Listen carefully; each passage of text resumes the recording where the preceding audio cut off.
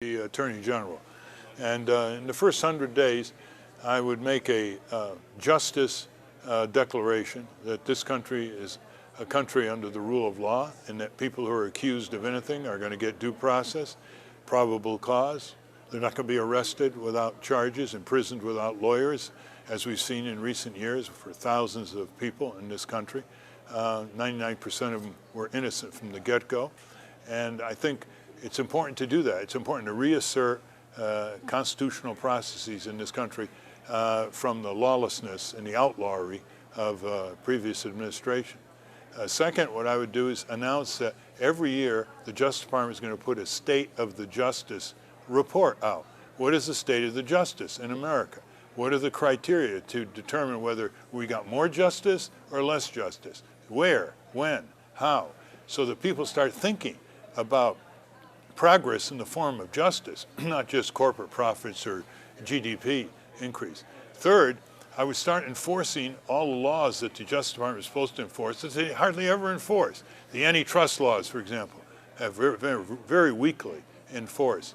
The environmental crime statutes need more resources to be enforced. When the Food and Drug Administration doesn't recommend criminal prosecution, even though the drug companies have behaved criminally and lots of people have lost their lives due to dangerous drugs that were not recalled or noticed or adequately tested or covered up, the Justice Department should encourage the FDA, say, why aren't you sending us these cases? And I think by giving in the first 100 days the American people a sense of a Justice Department that's properly named as such, they'll become more demanding of justice because they'll have an ally, they'll have a friend, a very powerful friend in Washington.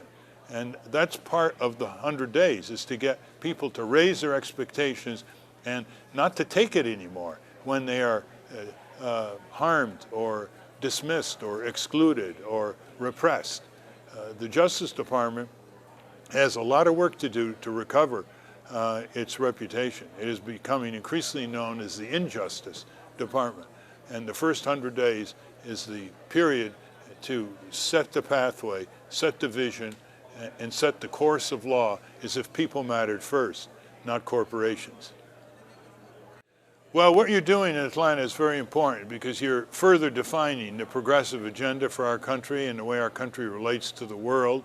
And the Democratic Party has not been very good at doing that. Unfortunately, they've become very good at electing very bad Republicans over the last 20, 25 years, and we hope that will change shortly.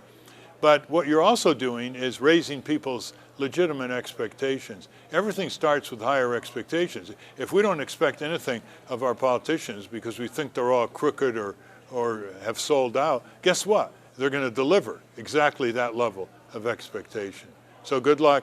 Keep raising the expectation levels and raising the civic energy that you have to propel out of the Atlanta meeting all over the United States. It's all about civic energy.